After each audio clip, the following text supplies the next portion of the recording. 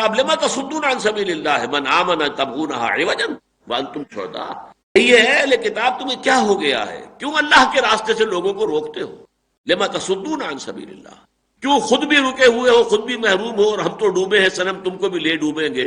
جو ایمان لے آتا ہے تم چاہتے ہو اس کے لیے کوئی کجی پیدا کرو، کسی طرح کا شک و شبہ پیدا کر دو، کوئی دل میں وسوسہ پیدا کر دو، کوئی ڈال دو ان کے دل میں کوئی بات جس سے کہ پھر وہ واپس آنے والے بن جائیں. وانتم شہداء، حالانکہ تم جانتے ہو، یہ ہے آنکھوں میں آنکھیں ڈال کر بات کرنا، تم جانتے ہو کہ یہ محمد اللہ کے رسول ہے اور یہ دین حق ہے جو محمد پیش کر رہے ہیں صلی اللہ علیہ وسلم.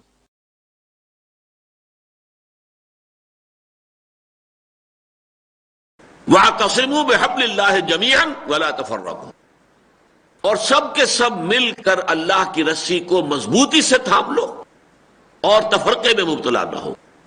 اب یہ ہے افراد کو جوڑنے والی شے. یہاں جو حبل اللہ سے مراد کیا ہے، ظاہر بات ہے کہ اس کی وضاحت کی ضرورت ہے. قرآن مجید کا اصول یہ ہے کہ قرآن مجید میں اگر کوئی شے وضاحت طلب محسوس ہو تو ہمیشہ رجوع کرنا چاہیے فرمان نبوی، حدیث نبوی صلی اللہ علیہ وسلم کی طرف، اس لیے کہ اللہ تعالیٰ نے خود فرمایا ہے کہ وہ آپ کا فرض منصبی ہے. انزلنا الیک الذکر لتبین للناس ما نزل الیہم، اے نبی ہم نے یہ ذکر آپ پر نازل کیا ہے تاکہ آپ واضح کریں لوگوں کے لیے وہ شے جو ان کے لیے اتاری گئی ہے. قرآن محمد کے لیے نازل نہیں ہوا صلی اللہ علیہ وسلم، یہ تو نوع انسانی کی ہدایت کے لیے نازل ہوا، لیکن محمد پر نازل ہوا صلی اللہ علیہ وسلم. اب حضور کے دو کام ہیں، ایک اس قرآن کو پہنچا دینا، بلغ ما انزل الیک من ربک وان لم تفعل فما بلغت رسالتہ، ایک ایک حرف اس کا آپ پہنچا دیجئے، اس میں سے کوئی ایک حرف کا ایک شوشے کا کتمان بھی نہ ہو. اگر خدا نہ خواستہ بالفرض محال ایسا ہوا تو گویا کہ فریضہ رسالت کی ادائیگی میں کوتاہی شمار ہو جائے گی. لیکن اس کے بعد اگر کہیں وضاحت کی ضرورت ہے تو آپ کا کام ہے اس کی وضاحت کرنا بھی، اس لیے کہ اللہ تعالیٰ نے حضور کو وہ بصیرت بھی عطا کی تھی. مجھے قرآن بھی عطا کیا گیا، وَأُوتِيتُ الْقُرْآنَ وَمِثْلُهُ مَعَهُ، اور قرآن جیسی اور شے بھی دی گئی ہے. وہ اور شے کیا؟ وہ بصیرت باطنی ہے، وہ اللہ تعالیٰ کی طرف سے الہامات اور القاءات ہیں جو ہوتے تھے محمد رسول اللہ پر، ان کی روشنی میں آپ قرآن مجید کی باتوں کی وضاحت فرماتے تھے. تو وَاعْتَصِمُوا بِحَبْلِ اللَّهِ جَمِيعًا، اللہ کی رسی کو مضبوطی سے تھام لو. تو اللہ کی رسی سے مراد کیا ہے؟ اس پر اگرچہ مفسرین نے تو بہت سے اقوال نقل کیے ہیں، اسلام ہے، کلمہ طیبہ ہے، فلاں اور چیزیں ہیں، لیکن یہ کہ اس پر حضور صلی اللہ علیہ وسلم کی متعدد احادیث جو ہے اس پر گواہ ہیں کہ آپ نے گویا کہ شرح کی ہے حبل اللہ کی، کہ حبل اللہ کون سی ہے. حضرت علی رضی اللہ تعالیٰ عنہ کی روایت ہے، حضور نے فرمایا ایک مرتبہ انہا ستکون فتنۃ، قریب ایک بہت بڑا فتنہ رونما ہوگا. حضرت علی فرماتے میں نے عرض کیا کہ اے اللہ کے رسول مل مخرج منہا یا رسول اللہ، اس فتنے سے نکلنے کا راستہ کون سا ہوگا؟ فرمایا کتاب اللہ، فتنوں سے بچانے والی، اور فتنہ اگر آ جائے تو اس سے نکالنے والی ایک ہی شے وہ اللہ کی کتاب ہے. فیہ ذکر ما قبلکم ونبأ ما بعدکم وحکم ما بینکم وہو الصراط المستقیم وہو الذکر الحکیم وہو حبل اللہ المتین. یہ فصاحت و بلاغت نبوی کی ایک بہت اہم مثال ہے. یہ حدیث بڑی طویل ہے، 3 4 چھوٹے چھوٹے جملے ایک ردیف اور قافیے کے اندر آئے ہیں بڑے خوبصورت انداز میں. یہ وہ اللہ کی کتاب ہے جس میں تم سے پہلی قوموں کا ذکر بھی ہے اور تمہارے بعد آنے والے حالات کا تذکرہ بھی موجود ہے. پھر یہ کتاب وہ ہے کہ جو بھی تمہارے مابین اختلافات کا بھی پیدا ہوں گے ان کا حکم، ان کا فیصلہ بھی اس میں موجود ہے.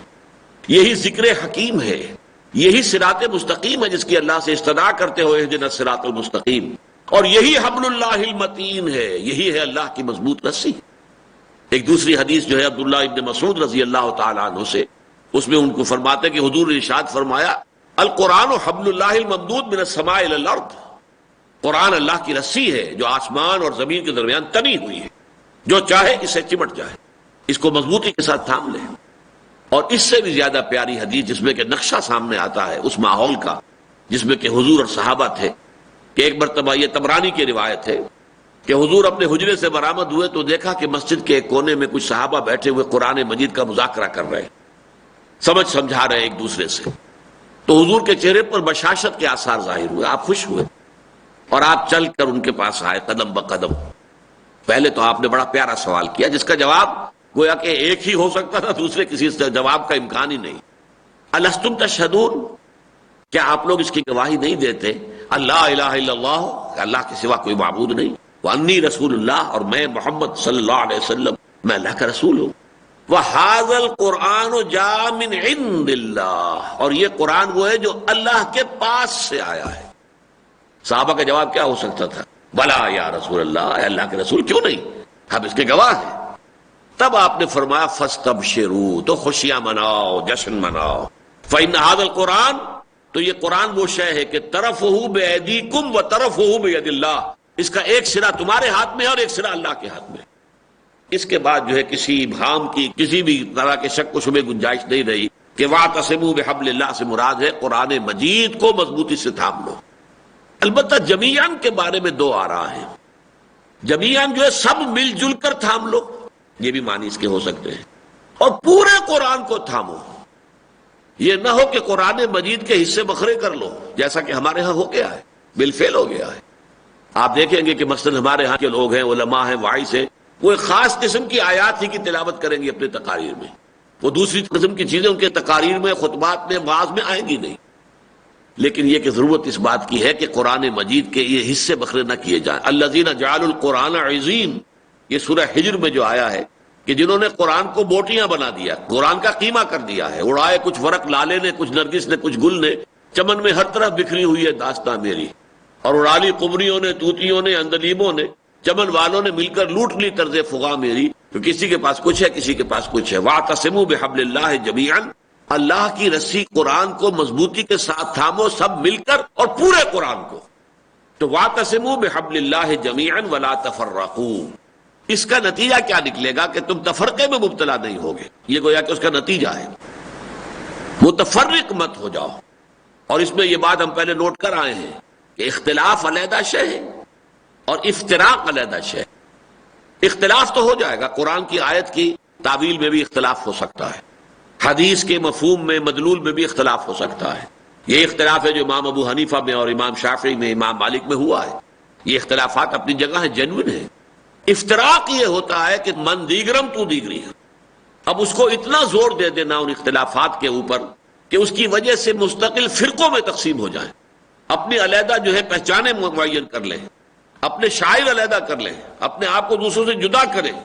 مسجدوں پر بھی لکھ دیا جائے مسجد فلاں فلاں حنفیہ، اور اس میں لکھا ہوا بھی ہو کہ فلاں مسلک جو ہے اس کی یہ مسجد ہے، یہ فلاں مسلک کی مسجد ہے، گویا کہ مسجد علیحدہ ہو رہی۔ اس حوالے سے یہ تفرقہ بن جاتا ہے، پھر اس تفرقے کی پھر انتہا وہ ہے جو ہمارے ہاں اب جو چپکلش چل رہی ہے فرقے وارانہ، اس میں شدت اور اس میں خوریزی اور اس میں جو بھی کچھ ہو رہا ہے دہشت گردی، وہ اس میں واقع ہے کہ شاید اس وقت جو ہے یا تو یہ معاملہ عیسائیوں میں موجود ہے آئرلینڈ میں، اور یا یہ ہمارے ہاں موجود ہے، باقی شاید اس طرح کی مذہبی کوئی تشدد اور مذہبی جو ہے مار دھاڑ پوری دنیا میں کہیں اور موجود نہیں۔ وَاعْتَصِمُوا بِحَبْلِ اللَّهِ جَمِيعًا وَلَا تَفَرَّقُوا، اب یہ ہوا قرآن کے ذریعے سے سیمنٹ سبسٹنس مہیا ہوتا ہے لوگوں کو جوڑنے کے لیے۔ یہ بڑے غور طلب بات ہے کہ قرآن کیسے حبل اللہ ہے۔ دیکھیے انسانوں کو باہم جوڑنا ہے اگر، تو اس کے لیے ضرورت کس شے کی ہے؟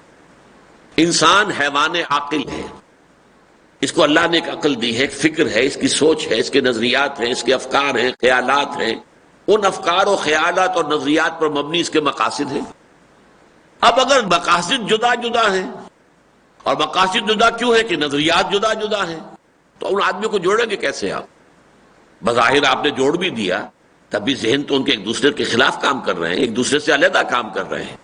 انسانوں کے اندر یکجہتی پیدا کرنے کے لیے لازم ہے کہ ان کا فکر ایک ہو، ان کی سوچ ایک ہو، ان کے نظریات کے اندر ہم آہنگی پیدا ہو جائے، اور جب ان کے نظریات اور فکر اور سوچ میں ہم آہنگی ہوگی تو ان کے مقاصد ایک ہوں گے، تب وہ امہ بنیں گے۔ امہ تو میں نے جیسے کہ ابتدا میں عرض کیا تھا، کہتے ہی اس کو ہے وہ جمعیت کہ جو ہم مقصد لوگوں پر مشتمل ہو۔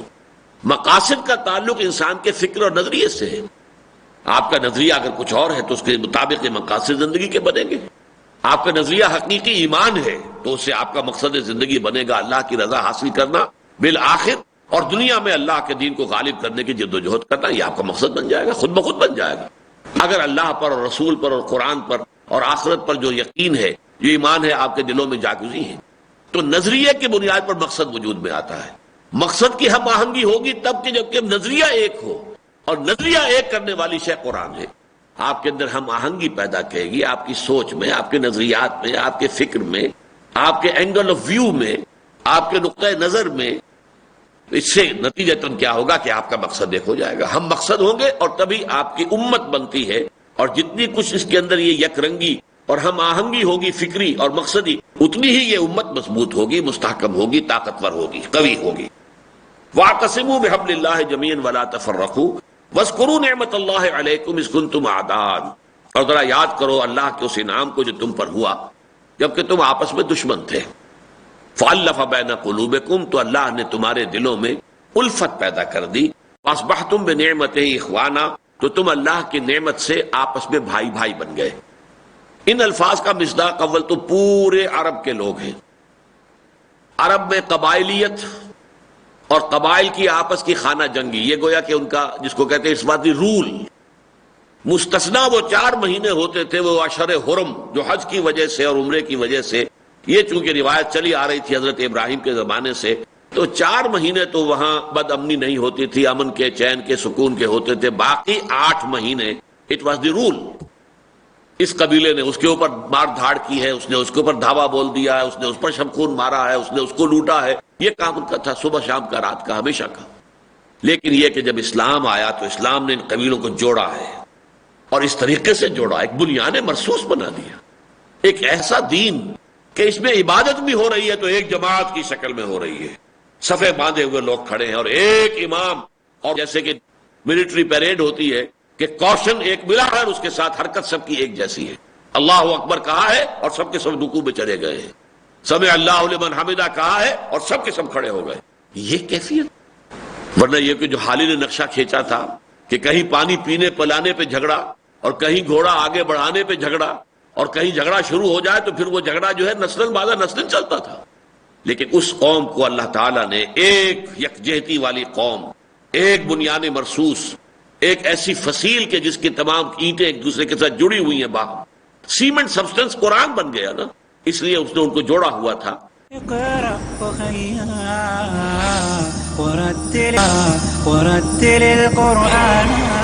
کہیں پانی پینے پلانے پہ جھگڑا، اور کہیں گھوڑا آگے بڑھانے پہ جھگڑا، اور کہیں جھگڑا شروع ہو جائے تو پھر وہ جھگڑا جو ہے نسلاً بعد نسلاً چلتا تھا. لیکن اس قوم کو اللہ تعالیٰ نے ایک یکجہتی والی قوم، ایک بنیاد مرصوص، ایک ایسی فصیل کے جس کی تمام اینٹیں ایک دوسرے کے ساتھ جڑی ہوئی ہیں، باہم سیمنٹ سبسٹنس قرآن بن گیا نا، اس لیے اس نے ان کو جوڑا ہوا تھا. اور خاص طور پر ان الفاظ کا مصداق جو ہے اوس اور خزرج کے 2 قبیلے ہیں. یہ جو عربی الاصل قبیلے تھے جو کہ مدینے میں یثرب میں حضور کی آمد سے پہلے اس کا نام یثرب تھا. یثرب میں 5 قبیلے آباد تھے. 3 یہودی قبائل تھے، بنو قریظہ، بنو قینقاع اور بنو نذیر، اور 2 قبیلے یہ تھے اوس اور خزرج. اگرچہ قدیم وہاں پر یہودی آباد تھے، اوس اور خزرج بعد میں آئے ہیں. اوس اور خزرج جو ہے وہ تو جب سیل عرم جو آیا ہے یمن میں اور اس کا بند ٹوٹا ہے اور ایک بڑا سیلاب آیا ہے، تباہی آئی ہے، وہاں سے جو قبیلے نکلے ہیں تو اوس اور خزرج یمن سے نکل کر آ کر یہاں آباد ہوئے.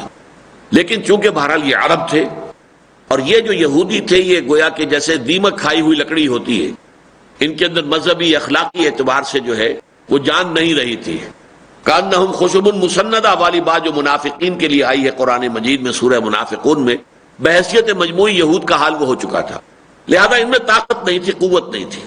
یہ دونوں قبیلے آ کر ان پر چھا گئے. لیکن خود ان 2 قبیلوں کے اندر آپس میں جنگ رہتی تھی، اور یہودی خاص طور پہ ان کو لڑاتے تھے، اس لیے کہ یہ لڑتے رہے تاکہ ان کی جمعیت ایسی نہ ہو جائے کہ جو ہمیں مستقل طور پر دبا کر رکھے. کبھی لڑائی شروع کی تو ان کا ساتھ دے دیا، کبھی ان کا ساتھ دے دیا، ایک قبیلہ ادھر ہو گیا، ایک قبیلہ ادھر ہو گیا. یہ داستان چلی آ رہی تھی 100 برس سے مدینے کے اندر، اور نسل بعد نسل جو ہے وہ دشمنیاں اور قتل کے جواب میں قتل، اور پھر اس جواب کا جوابی قتل جو ہے ہو رہا تھا. حضور کی تشریف آوری کے بعد ان دونوں قبولوں کو اللہ تعالیٰ نے بنا دیا جیسے باہم شیر و شکر ہو، دودھ کے اندر جیسے کہ چینی جو ہے گھل جائے، یکجان ہو جائے. تو یہ جو معاملہ ہے خاص طور پر اوس اور خزرج کے اعتبار سے، وَاذْكُرُوا نِعْمَةَ اللَّهِ عَلَيْكُمْ إِذْ كُنتُمْ أَعْدَاءً فَأَلَّفَ بَيْنَ قُلُوبِكُمْ فَأَصْبَحْتُمْ بِنِعْمَتِهِ إِخْوَانًا وَكُنتُمْ عَلَى شَفَا حُفْرَةٍ مِّنَ النَّارِ. اور تم تو آگ کے گڑھے کے کنارے تک پہنچ گئے تھے، یعنی آخری تباہی میں اور تمہارے مابین کوئی فاصلہ نہیں رہ گیا تھا، تباہی کے آخری کنارے پر پہنچے ہوئے تھے. اور واقعہ یہ ہے کہ یہ چیز بھی حقیقت ان عوامل میں سے ہے کہ جس نے فیسیلیٹیٹ کیا ہے نبی اکرم صلی اللہ علیہ وسلم کی دعوت کو مدینے میں۔ مدینے میں یہ دونوں قبیلے اس درجے تھک چکے تھے باہم ایک دوسرے سے جنگ کر کے کہ اس نتیجے پر پہنچ چکے تھے کہ ہمیں کوئی ایک نظام بنانا چاہیے، کوئی ایک بادشاہ اپنا مقرر کرنا چاہیے، ورنہ اگر یہی معاملہ رہا تو ہم ختم ہو جائیں گے۔ لہذا انہوں نے طے کر لیا تھا۔ عبداللہ ابن ابی یہ خزرج کا سردار تھا، بہت بڑا سردار تھا، اور خزرج کا قبیلہ جو ہے اوس کے مقابلے میں 3 گنا زیادہ بڑا تھا۔ اس کو طے کر لیا کہ اس کو بادشاہ بنا لیں گے اپنا، بس یہ پھر سب کے اوپر حکومت کرے گا، آخری فیصلے یہ کیا کرے گا۔ اور اس کے لیے تاج بھی تیار ہو گیا سونے کا، تاج پوشی کی رسم باقی تھی کہ حضور پہنچ گئے صلی اللہ علیہ وسلم۔ گویا کہ وہ جو ایک پولیٹیکل خلا وہاں تھا جس کی وجہ سے وہ محسوس کر رہے تھے کہ ہمارا کوئی نظام ہونا چاہیے، اس کو بہت بروقت آ کر محمد الرسول اللہ صلی اللہ علیہ وسلم نے اس خلا کو پر کر دیا۔ اس حوالے سے وہاں اسلام جو ہے وہ بڑی تیزی کے ساتھ پھر پھیلا، اور آپ کے قدم جو ہے بڑی مضبوطی کے ساتھ وہاں جم گئے۔ تو فرمایا کہ اب تم آپس میں بھائی بھائی ہو گئے، فاصبحتم بنعمتہ اخوانا وکنتم علی شفا حفرۃ من النار فانقذکم منها، اللہ نے تمہیں اس سے بچا لیا، نجات دی۔ کذالک یبین اللہ لکم آیاتہ لعلکم تہتدون، اسی طرح اللہ تعالیٰ تمہارے لیے اپنی آیات کو واضح کرتا ہے تاکہ تم ہدایت یافتہ ہو جاؤ، یعنی آخری منزل مراد تک پہنچ جاؤ۔ یہ ہے لعلکم تہتدون۔ اب آپ نوٹ کیجئے گا، میں نے جو گنوائی تھی 5 آیات جو سورہ بقرہ کی ہیں، وہ اولئک ھم المہتدون پر ختم ہو جاتی ہیں۔ اولئک علیہم صلوات من ربہم ورحمہ واولئک ھم المہتدون، یہی وہ لوگ ہیں جن پر ان کے رب کی طرف سے عنایتیں ہیں اور رحمتیں ہیں، اور یہی وہ لوگ ہیں جو ہدایت پانے والے ہیں۔ یہاں یہ دوسری آیت ختم ہوئی اس پر لعلکم تہتدون پر، لیکن اب اس سے آگے تیسری آیت آ رہی ہے۔ یہ وہ شے ہے کہ جو سورہ بقرہ میں موجود نہیں ہے۔ سورہ بقرہ میں اس سے اگلی منزل تو بیان کر دی گئی ہے کہ اس مقصد تاسیس کو پورا کرنے میں تمہیں اپنی جانیں بھی دینی پڑیں گی۔ وَلَا تَقُولُوا لِمَن يُقْتَلُ فِي سَبِيلِ اللَّهِ أَمْوَاتٌ بَلْ أَحْيَاءٌ وَلَٰكِن لَّا تَشْعُرُونَ، لیکن وہ لائے عمل کیا ہے، کرنا کیا ہے، مقاصد کیا ہیں، طریقہ کار کیا ہے، وہ ہے کہ جو اس آیت میں آ رہا ہے۔ وَلْتَكُن مِّنكُمْ أُمَّةٌ يَدْعُونَ إِلَى الْخَيْرِ وَيَأْمُرُونَ بِالْمَعْرُوفِ وَيَنْهَوْنَ عَنِ الْمُنكَرِ وَأُولَٰئِكَ هُمُ الْمُفْلِحُونَ، اور چاہیے کہ تم میں سے ایک ایسی جماعت وجود میں آئے، یا تم سے ایک ایسی جماعت وجود میں آئے جو 3 کام کرے صرف، یدعون الی الخیر، خیر کی طرف بلائیں، یامرون بالمعروف، نیکی کا حکم دیں، وینہون عن المنکر، اور منکر سے روکیں، واولئک ھم المفلحون، اور یہی لوگ ہوں گے آخر کار فلاح پانے والے، اپنی شخصیتوں کی کما حقہ تعمیر کر لینے والے، جیسے کہ اللہ چاہتا ہے۔ جس مقام پر اللہ نے انسان کو پیدا کیا کہ اس کو اب خلیفہ بنایا زمین میں، اس مقام تک پہنچانا انسان کا اپنے آپ کو آسان کام نہیں ہے، اس کے لیے جان جوکھوں کے اندر ڈالنی پڑے گی، اور اس کے لیے یہ ہے نقطہ۔ اب دیکھیے یہاں ایک بڑی خوبصورت تقسیم ہو گئی ہے، 3 آیتوں میں سے نکاتی لایا عمل آیا۔ پہلی آیت میں ایک نقطہ، دوسری میں دوسرا نقطہ، تیسری میں تیسرا نقطہ، لیکن یہ نقطہ 3 نکات پر مشتمل ہے۔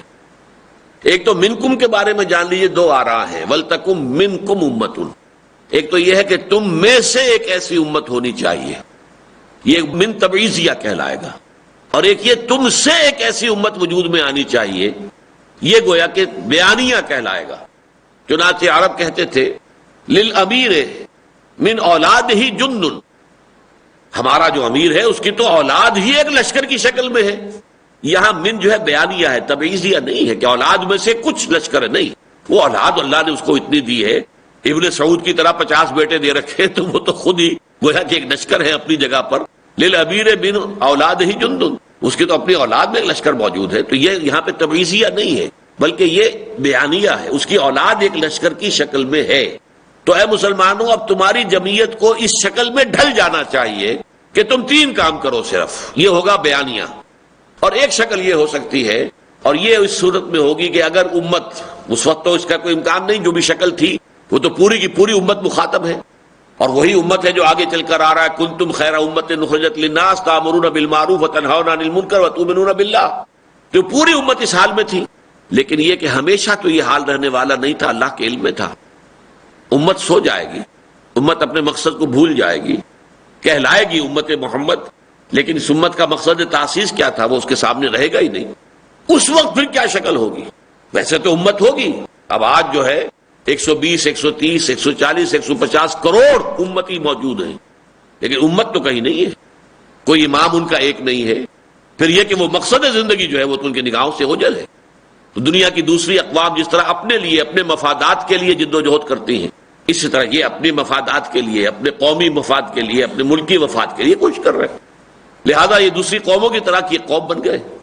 اس وجہ سے ہو سکتا ہے جب یہ شکل ہو تو پھر اس امت میں سے ایک چھوٹی امت وجود میں آئے، جس کو ہم کہیں گے امہ ود ان امہ۔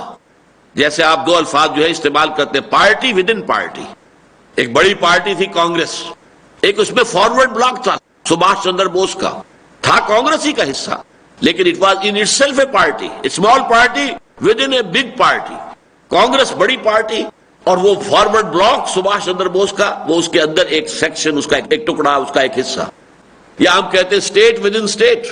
اسی طریقے سے امہ ود ان امہ، اس بڑی امت میں کہ جو سو گئی ہے، ایک چھوٹی امت وجود میں آئے جن کو کہ یہ سبق اپنا یاد آ جائے، جو جاگ جائے وہ دوسروں کو جگائے، مل جل کر ایک چھوٹی امت بن جائے کہ جو یہ تین کام کرے۔ وہ تین کام کیا ہے؟ خیر کی دعوت نمبر 1، اور سب سے بڑا خیر یہ قرآن ہے۔ ہوا خیر مما یجمعون، جو کچھ بھی یہ لوگ جمع کرتے ہیں دنیا میں، مال اور دولت، جن جن چیزوں کی قدر ہے ان کے دلوں میں، ان سب سے بڑھ کر خیر اور قیمتی شے قرآن ہے۔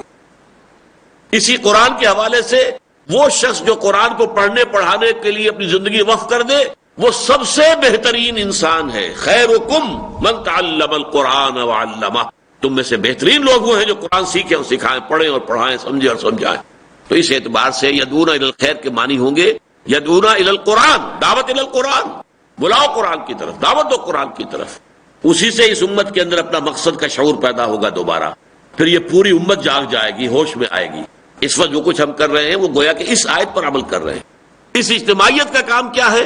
تاکہ وہ کام جو ہے جس کو امت بھول گئی ہے اسے یاد دلائے، اور اس کے لیے سب سے پہلا قدم کیا ہوگا؟ وہ ہوگا قرآن کی طرف دعوت۔ جیسا کہ میں نے عرض کیا تھا کہ ہم نے مطالعہ قرآن حکیم کا ایک منتخب نصاب مرتب کیا، تقریباً 1/15 قرآن، اور وہ ایک جگہ سے نہیں بلکہ یہ کہ مختلف جگہوں سے آیات لی ہیں، انہیں جمع کیا ہے، سورتیں لی ہیں، ان کو جمع کیا ہے۔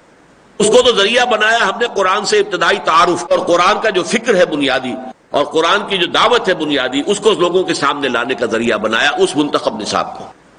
لیکن یہ ہے کہ اس سے نتیجہ کیا نکلا کہ ایک چھوٹی امت وجود میں آئی۔ یدعون الی الخیر، پہلا کام یہ دعوت الی الخیر، دعوت الی القرآن۔ ویامرون بالمعروف، نیکی کا حکم دینا، نیکی کا مشورہ دینا، لوگوں سے کہنا کہ بھلے کام کرو۔ وینہون عن المنکر، اور بدی سے روکنا۔ وَأُولَٰئِكَ هُمُ الْمُفْلِحُونَ، اور صرف یہی لوگ ہیں جو فلاح پانے والے ہیں۔ اصل کامیابی، اصل شخصیتیں جن کی پروان چڑھیں گی اس رنگ میں جس رنگ میں اللہ چاہتا ہے کہ پروان چڑھے، یہ خلیفۃ فی الارض ہونے کے واقعتاً مستحق ہوں گے کہ انہیں مانا جائے کہ ہاں یہ وہ آدم ہے کہ جس کو قرآن مجید میں اللہ نے قرار دیا ہے کہ یہ خلیفہ ہے زمین میں۔ تب شخصیتیں وجود میں آئیں گی جب اس پروگرام پر عمل پیرا ہوگے۔ اور اس میں اب آپ نوٹ کیجئے کہ آخری جو بات ہے اس کی، اس کو 3 درجوں میں حضور نے تقسیم کر کے بیان فرمایا۔ نہی عن المنکر، نہی عن المنکر کے 3 درجے ہیں۔ طاقت اور قوت سے بدی کو روک دینا، یہ سب سے اونچا درجہ ہے، لیکن ظاہر بات ہے وہ طاقت ہونی چاہیے تبھی تو اس کا استعمال ہوگا۔ اگر طاقت ہے نہیں تو طاقت حاصل کیجئے اس مقصد کے لیے، اور اس دوران میں بھی کم سے کم زبان سے تو کہتے رہیے کہ یہ کام غلط ہے، یہ برا ہے، چھوڑ دو، خدا کے لیے باز آ جاؤ۔ یہ ہے وہ طرز عمل جو آج ہم اختیار کیے ہوئے ہیں۔ ہمارے پاس اتنی طاقت نہیں ہے کہ ہم میدان میں آ کر کہہ دیں کہ اب یہ کام نہیں ہونے دیں گے، ہم انف از انف، ہو گیا جو ہو گیا، اب نہیں ہوگا۔ اور پھر تیسرا درجہ بھی ہے، اگر حالات اتنے خراب ہو جائیں کہ زبان کھولنی بھی ناممکن ہو جائے تو ایک آخری درجہ بھی ہے جو اللہ تعالیٰ نے اپنے کمزور لوگوں کے لیے فراہم کیا ہے کہ دل سے شدید نفرت رکھے بدی کے ساتھ۔ اور یہ اگر نہیں ہے تو پھر ایمان ہے ہی نہیں، بدی سے نفرت نہیں ہے تو ایمان ہی نہیں۔ اقرأ ورتل القرآن۔ حدیث جو ہے حضرت ابو سعید خدری سے رضی اللہ تعالی عنہ، 3 درجے حضور نے بیان کیے۔ حضور نے فرمایا من رأى منکم منکرا فلیغیرہ بیدہ، تم میں سے جو شخص بھی کسی بدی کو دیکھے اس کا فرض ہے کہ اسے طاقت سے روکے۔ فإن لم یستطع، اور اگر اس کی طاقت نہ ہو فبلسانہ، تو زبان سے روکے اسے، زبان سے، قلم سے، جو بھی طریقہ ہو۔ اور فإن لم یستطع، اس کی بھی ہمت نہ ہو، اتنا بڑا رسک بھی لینے کو انسان تیار نہ ہو، زبانوں کے گدی سے کھینچ لیے جانے کا اندیشہ ہو، زبانوں پر تالے پڑ گئے ہو، فبقلبہ، تو دل سے شدید نفرت رکھے، وذالک اضعف الایمان، اور یہ ایمان کا کمزور ترین درجہ ہے۔ بہرحال اس پر جو عمل کریں گے تو ان کے لیے تو فلاح کا وعدہ ہے، اولئک هم المفلحون، ان سے اللہ کا وعدہ ہے، ان کی شخصیتیں صحیح پروان چڑھیں گی، وہ واقعتاً اللہ کے بندے بنیں گے، عباد الرحمن، وہ اللہ کے بندے، اللہ کے نیک بندے، اللہ کے محبوب بندے بنیں گے۔ وہ اسی شکل میں بنیں گے کہ اس سے نکاتی لائے عمل کے اوپر وہ عمل پیرا ہو جائیں۔ اولئک هم المفلحون، یہ حصر کا اسلوب ہے، فلاح پانے والے صرف یہی ہیں۔ وہ بڑی امت جو سوئی ہوئی ہے تان کر، لمبی تان کر سوئی ہوئی ہے، اس سے فلاح کا وعدہ نہیں ہے۔ فلاح تو اس سے نکاتی لائے عمل پر عمل پیرا ہونے سے اس کی امید ہو سکتی ہے کہ کی جائے۔ اب دیکھیے بقیہ آیات جو ہیں اسی کی مزید وضاحت کہہ لیجئے، اس کی تاکید کہہ لیجئے، مثبت اور منفی انداز میں اس کو اور مزید اجاگر کیا گیا ہے۔ وَلَا تَكُونُوا كَالَّذِينَ تَفَرَّقُوا وَاخْتَلَفُوا مِن بَعْدِ مَا جَاءَهُمُ الْبَيِّنَاتُ، اور ان لوگوں کے مانند نہ ہو جانا جو متفرق ہو گئے، ٹکڑیوں میں بٹ گئے، اور جنہوں نے اختلاف کیا اس کے بعد کہ ان کے پاس بینات آ چکی تھی۔ اس میں سابقہ امت کے اندر جو تفرقہ پیدا ہوا اس کی طرف بھی اشارہ ہے، اور اب جو اس امت نے تفرقہ کیا ہے پیدا اپنے اندر حضور کے اعتبار سے، بینات آ گئی ہیں، قرآن مجید کی واضح آیات آ چکی ہیں، ان کے دل گواہی دے چکے ہیں کہ یہ اللہ کا کلام ہے اور محمد اللہ کے رسول ہیں، پھر بھی وہ اختلاف کے اوپر اڑے ہوئے ہیں، تو گویا کہ ان کی طرف بھی اشارہ ہو رہا ہے۔ یہ لوگ تو وہ ہیں کہ جن کے لیے بہت بڑا عذاب ہے، بہت بڑی سزا ہے۔ یوم تبیض وجوہ وتسود وجوہ، اب یہ قیامت کا نقشہ کھینچا جا رہا ہے۔ وہ دن تصور کرو اس دن کا کہ جس دن بہت سے چہرے روشن ہوں گے، تر و تازہ ہوں گے، روشن ہوں گے، اس پر حشاشت اور بشاشت کے آثار ہوں گے۔ وتسود وجوہ، بہت سے چہرے جو ہیں ان پر تاریکی چھائی ہوئی ہوگی۔ فَأَمَّا الَّذِينَ اسْوَدَّتْ وُجُوهُهُمْ، تو وہ لوگ جن کے چہروں کے اوپر کالک ملی ہوگی، جن کے اوپر سیاہی اور تاریکی چھائی ہوئی ہوگی، اَكَفَرْتُمْ بَعْدَ ایمانکم، ان سے کہا جائے گا کیا تم نے کفر کیا تھا ایمان لانے کے بعد؟ اب اس میں دونوں باتیں آ جائیں گی، وہ تورات پر ایمان لائے اور پھر تورات میں تفرقہ ڈالا، اور محمد رسول اللہ پر بھی ان کے دل ایمان لے آئے اور پھر انہوں نے انکار کیا۔ اَكَفَرْتُمْ بَعْدَ ایمانکم، تمہارے دلوں نے گواہی دی کہ محمد اللہ کے رسول ہیں، قرآن اللہ کا کلام ہے، لیکن تم اپنی سیادت، اپنی چودراہٹ، اپنی مسندیں، اپنی حیثیت، اپنی وجاہت جو تمہیں حاصل ہے اس کو ہاتھ سے دینے کے لیے تیار نہیں تھے، اس لیے ایمان کے بعد تم نے کفر کیا ہے۔ تمہارے دلوں نے گواہی دے دی، حق کو تسلیم کر لیا، حق کو پہچان لیا، لیکن پھر تمہاری زبانوں نے انکار کیا۔ اکفرتم بعد ایمانکم فذوقوا العذاب بما کنتم تکفرون، تو اب چکھو مزہ عذاب کا اپنے اس کفر، اپنے کفران کی وجہ سے۔ اب دیکھیں کفر کے لفظی معنی کیا ہے؟ چھپا دینا، دبا دینا، یہ شکر کے مقابلے کا لفظ ہے۔ شکر کیا ہے کہ اگر آپ کے ساتھ کسی نے کوئی اچھا کام کیا ہے، آپ کی خدمت کی ہے، آپ کا احسان کیا ہے، تو آپ کے قلب کی گہرائیوں سے ایک جذبات، ایک خاص قسم کا جذبہ تشکر جسے آپ کہتے ہیں، جذبات امتنان، وہ آپ کے قلب کی گہرائی سے ابھرتے ہیں۔ کفر یہ ہے کہ آپ اس کو دبا دیں، ناشکری اور کفر یہ ہم مانی ہے، کہ بجائے اس کے کہ آپ ان جذبات کو سامنے لائیں، زبان پر لائیں اور اس کا جو محسن ہے اس کا شکریہ ادا کریں، آپ نے دبا دیا اس کو۔ اسی معنی میں جب دل نے گواہی دے دی کہ یہ حق ہے لیکن آپ نے دبا دیا اس دل کی گواہی کو، یہ کفر ہے۔ چھپا دیا قلب کی جو تمہاری گواہی تھی، تمہارے ضمیر نے جو گواہی دی تھی اسے دبا دیا، سپریس کر دیا۔ اسی لیے قرآن مجید میں بہت سے مقامات پر یہ دو لفظ جوڑ کر آئے، الذین کفروا وکذبوا بآیاتنا۔ پہلا مرحلہ ہے چھپا دینا اور پھر تکذیب کرنا ہماری آیات کی۔ پہلے تو یہ کہ اس کی تصدیق جو اندر سے ابھر رہی تھی قلب کی گہرائیوں سے، اسے دبا دیا، سپریس کیا، اور پھر زبان نے تکذیب کی کہ نہیں نہیں نہیں نہیں، یہ تمہارا اپنا کلام ہے، یہ محمد کا اپنا کلام ہے، یہ اللہ کا کلام نہیں ہے۔ تو یہ تکذیب اور تکفیر جو ہے یہ گویا کہ دونوں چیزیں بالکل علیحدہ علیحدہ ہیں، یہ ایک پروسیس کے دو سٹیجز ہیں۔ الذین کفروا وکذبوا بآیاتنا، پہلے انہوں نے اپنی اندرونی شہادت کو دبایا، سپریس کیا، اور پھر ان کی زبانوں نے تکذیب کی، جھٹلایا ان آیات کو کہ جو اللہ تعالیٰ کی طرف سے نازل ہوئی۔ وَأَمَّا الَّذِينَ ابْيَضَّتْ وُجُوهُهُمْ، اور رہے وہ لوگ کہ جن کے چہرے روشن ہوں گے، تر و تازہ ہوں گے، فَفِي رَحْمَةِ اللَّهِ هُمْ فِيهَا خَالِدُونَ، وہ اللہ کی رحمت میں ہوں گے، فَرَوْحٌ وَرَيْحَانٌ، جیسے سورہ واقعہ میں الفاظ آئے ہیں، فراح و ریحان و جنت نعیم ہم فیہا خالدون، اور اس میں ہمیشہ ہمیش رہیں گے. تلک آیات اللہ نتلوہا علیک بالحق، یہ اللہ کی آیات ہیں جو ہم آپ کو پڑھ کر سنا رہے ہیں حق کے ساتھ. یہاں نتلو کا فاعل کون شمار ہوگا؟ تلک آیات اللہ نتلوہا، یہاں گویا کہ جبرائیل کہہ رہے ہیں اے محمد صلی اللہ علیہ وسلم یہ اللہ کی آیات ہیں جو ہم آپ کو پڑھ کر سنا رہے ہیں. درمیان میں لنک ہے. اللہ یصطفی من الملائکۃ رسلا ومن الناس، اللہ چن لیتا ہے فرشتوں میں سے بھی اپنے ایلچی اور انسانوں میں سے بھی. تلک آیات اللہ نتلوہا علیک بالحق، یہ اللہ کی آیات ہیں جو ہم پڑھ کر سنا رہے ہیں. اور یہ کہ بالواسطہ اگر آپ لیں گے تو اللہ پر بھی آ سکتا ہے. یہ ہم سنا رہے ہیں، اللہ سنا رہے ہیں، اس لیے جبریل کا سنانا جو ہے وہ در حقیقت اللہ ہی کا سنانا ہے. وَمَا اللَّهُ يُرِيدُ ظُلْمًا لِلْعَالَمِينَ، اور اللہ تعالیٰ جو ہے جہان والوں کے لیے کوئی ظلم کا ارادہ نہیں رکھتا. کسی پر ظلم، کسی کی حق تلفی، کسی پر خام خواہ بلا سبب کوئی تشدد کرنا، معاذ اللہ ثم معاذ اللہ، اسے ہم کہیں گے کہ اللہ سیڈسٹ نہیں ہے. ما یفعل اللہ بعذابکم ان شکرتم وآمنتم، اللہ تمہیں عذاب دے کر کیا لے گا؟ اللہ کو کیا لینا ہے تمہیں عذاب دے کر اگر تم ایمان اور شکر کی روش اختیار کرو. لیکن یہ تو تمہارے اعمال ہیں، تمہارے اپنے کرتوت ہیں جو اللہ تعالیٰ تمہارے سامنے رکھ دے گا. اللہ تعالیٰ تو رؤوف ہے، ودود ہے، غفور ہے، وہ تو در حقیقت بہت بخشنے والا ہے. لیکن یہ ہے کہ تمہارے اعمال ہیں وہ تمہارے سامنے رکھ دیے جائیں گے. وَمَا اللَّهُ يُرِيدُ ظُلْمًا لِلْعَالَمِينَ، اور اللہ تعالیٰ ہرگز نہیں چاہتا تمام جہان والوں کے لیے کوئی بھی ظلم. یہاں یہ نقطہ نوٹ کر لیجئے، یہ امام حمید الدین فراہی رحمۃ اللہ علیہ نے جو اسالیب قرآن پر کتاب لکھی ہے کہ قرآن مجید میں کہیں کہیں جو ظرف ہے اس کو جمع کر دیتے ہیں مظروف کی جمع کے لیے.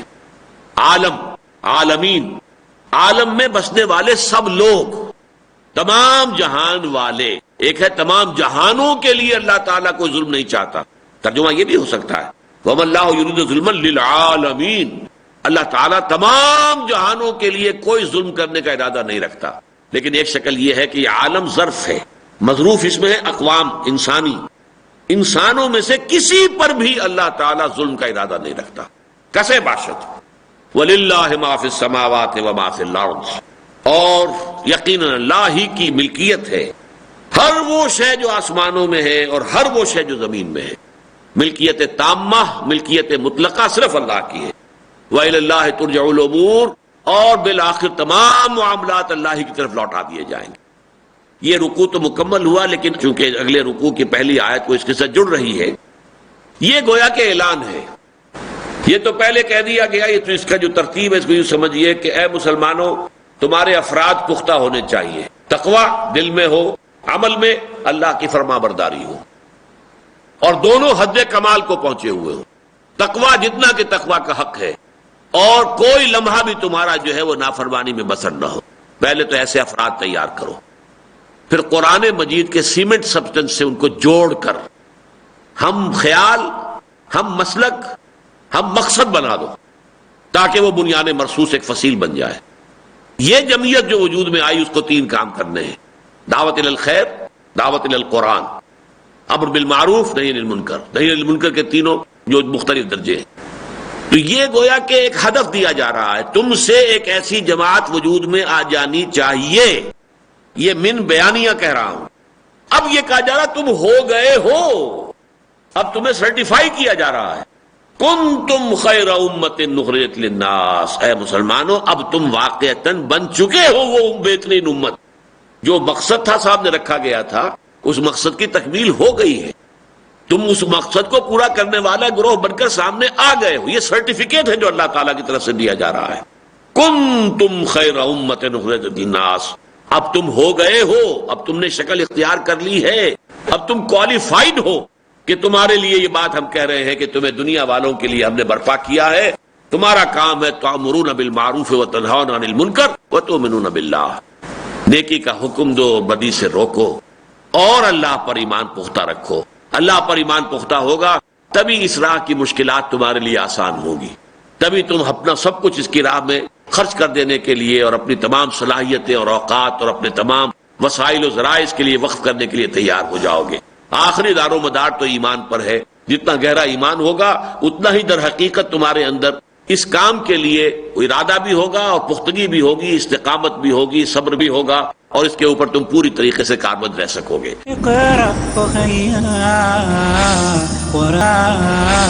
ورتل القرآن کنتم خیر امۃ اخرجت للناس تأمرون بالمعروف وتنہون عن المنکر وتؤمنون باللہ وَلَوْ آمَنَ أَهْلُ الْكِتَابِ لَكَانَ خَيْرًا لَهُمْ مِنْهُمُ الْمُؤْمِنُونَ وَأَكْثَرُهُمُ الْفَاسِقُونَ۔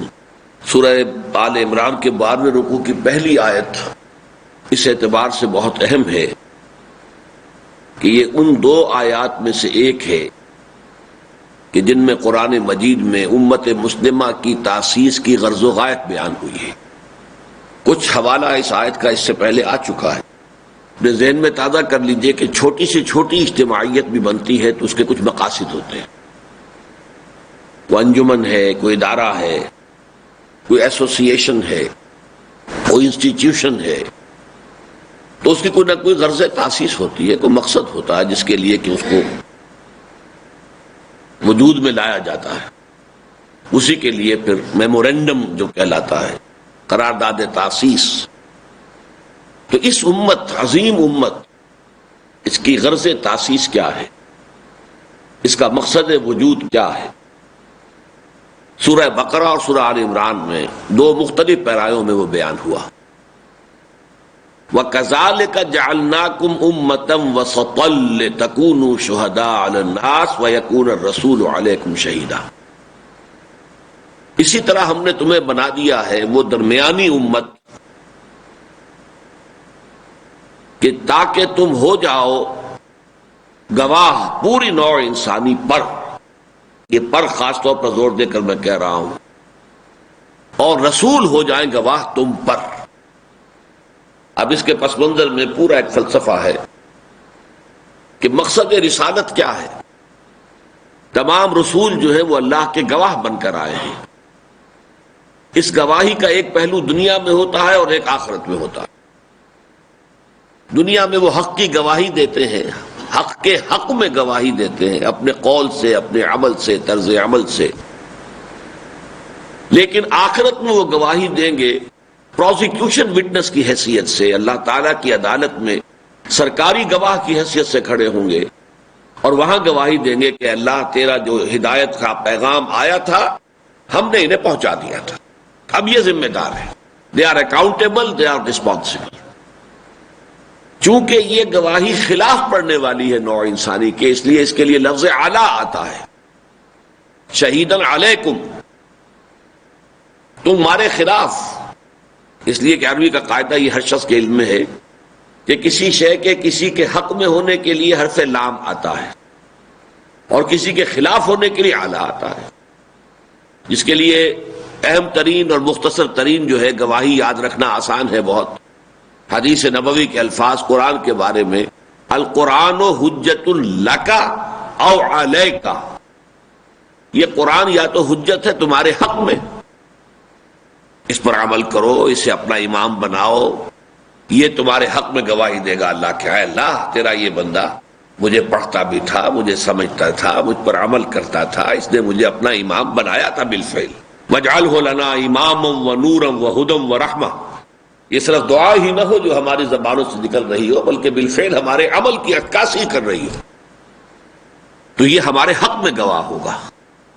بصورت دیگر یہ ہمارے خلاف گواہی دے گا، اے اللہ یہ مجھے مانتا تھا لیکن پڑھتا نہیں تھا، مانتا تھا کہ میں تیرا کلام ہوں، پڑھتا ہی نہیں تھا، توجہ ہی نہیں تھی، بے اعتنائی تھی، پڑھتا تھا تو طوطے کی طرح رٹا ہوا پڑھتا تھا، سمجھتا ہی نہیں تھا، سمجھتا تھا تو عمل نہیں کرتا تھا۔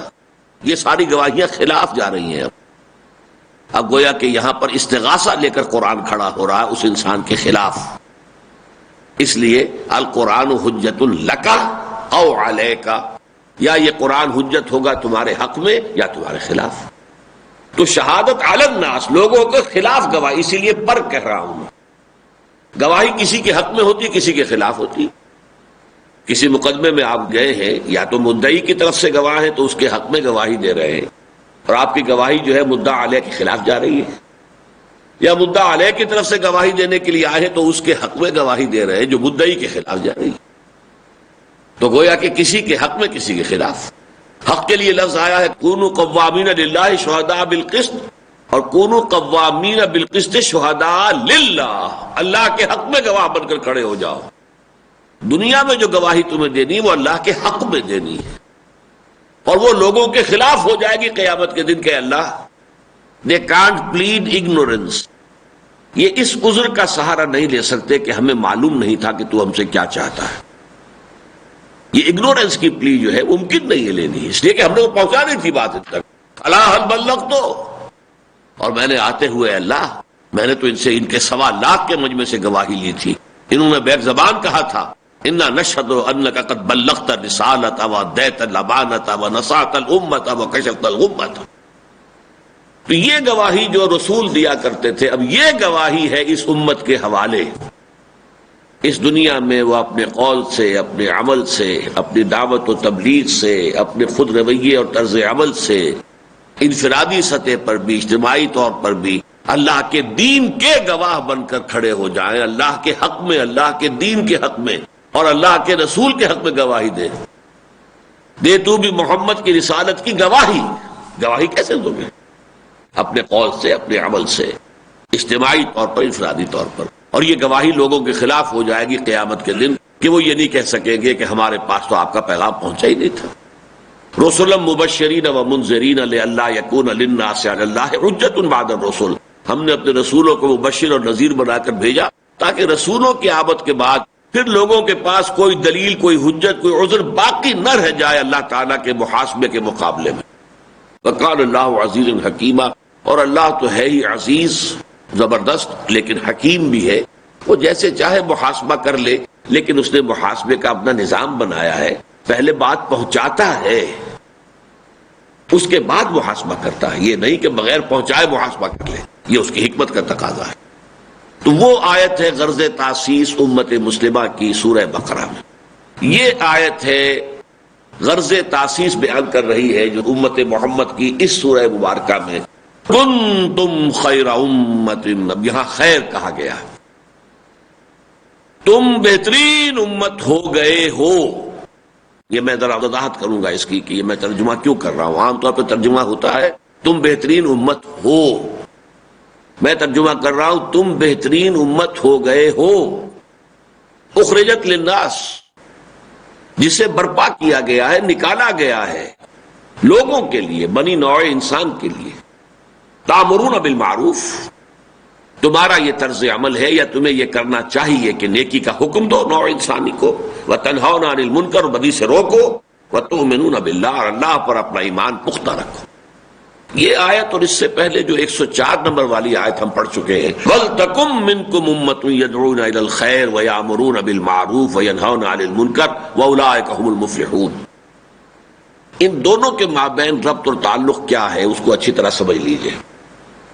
اس آیت کی وضاحت میں نے عرض کیا تھا کہ وَلْتَكُنْ مِنْكُمْ أُمَّةٌ میں من جو ہے اس کے دو امکانات ہیں عربی زبان کے اعتبار سے، قواعد کے اعتبار سے. من تبعیضیہ، تبعیضیہ اسے کہتے ہیں کہ کسی گروہ میں سے کچھ لوگ، بعض، تبعیض بعض سے بنا ہے، بعضکم تم میں سے بعض، تم سب نہیں، تم میں سے بعض. یہ ہے من تبعیضیہ. من بیانیہ، وضاحت، تم بحیثیت مجموعی تمہاری یہ کیفیت ہو جانی چاہیے. ان دو اعتبارات سے اس آیت کے ترجمے کیا ہوں گے؟ وَلْتَكُنْ مِنْكُمْ أُمَّةٌ، ہونا چاہیے کہ تم میں سے ایک امت تو لازماً ایسی رہے. پوری امت اگر یہ کام نہ بھی کر رہی ہو کسی وجہ سے، تب بھی کم سے کم ایک امت، ایک چھوٹی امت تو ایسی رہے جو دعوت الی الخیر، امر بالمعروف، نہی عن المنکر کا فریضہ سر انجام دیتی رہے. اور دوسرے معنی میں بیانیہ اگر کہا جائے، تمہارے ذریعے سے وہ امت وجود میں آنی چاہیے جس کا کام بحیثیت مجموعی یہ ہے کہ وہ خیر کی دعوت دے، نیکی کا حکم دے، بدی سے روکے. یہ ہے بیانیہ. میں نے مثال دی تھی، آپ کو یاد ہوگا، للامیر من اولادہ جندن. یہ جو امیر ہے، امیر کسی جگہ کا والی سمجھ لیجئے، اس کی تو اپنے اولاد کی صورت میں فوج موجود ہے، 50 بیٹے ہیں اس کے، جیسے کہ آپ کو معلوم ہے کہ کنگ عبدالعزیز کے کتنے بیٹے تھے؟ 40 50 60. تو وہ تو خود بخود گویا کہ ایک لشکر کی شکل میں، ان کی تو اولاد ہی ایک لشکر کی صورت میں. یہاں یہ من تبعیضیہ نہیں ہے، بلکہ اولاد ہی لشکر کی صورت میں ہے، اولاد ہی خود ایک لشکر بن گئی ہے. یہ من بیانیہ ہے. تو یہ دو ترجمے میں نے آپ کو بتایا تھا کہ تم میں سے ایک ایسی امت بہرحال رہنی چاہیے کہ جو یہ فریضہ سر انجام دے، اور ایک یہ کہ تمہیں ایک ایسی امت بن جانا چاہیے جو یہ سر انجام دے. اور یہاں بھی نوٹ کیے للناس کہا ہے، قوم کے لیے نہیں، وطن کے لیے نہیں.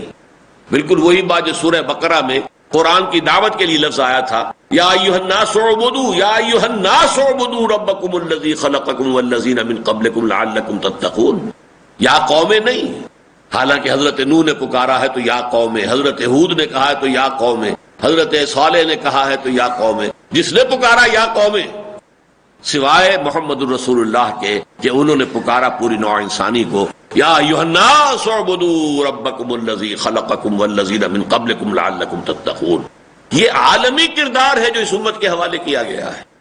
یہ ریجنل کوئی رول نہیں ہے، یہ کوئی کسی خاص وقت کا رول نہیں ہے، یہ کسی خاص علاقے کا، کسی خاص قومیت کا رول نہیں ہے.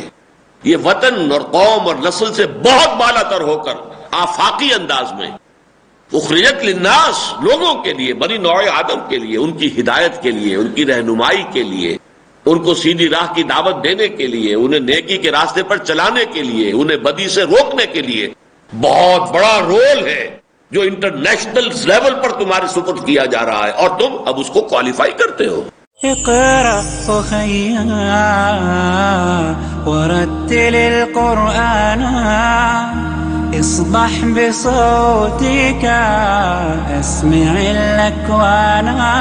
اقرأ كلام الله داوي نفوسنا لنحس في أعماق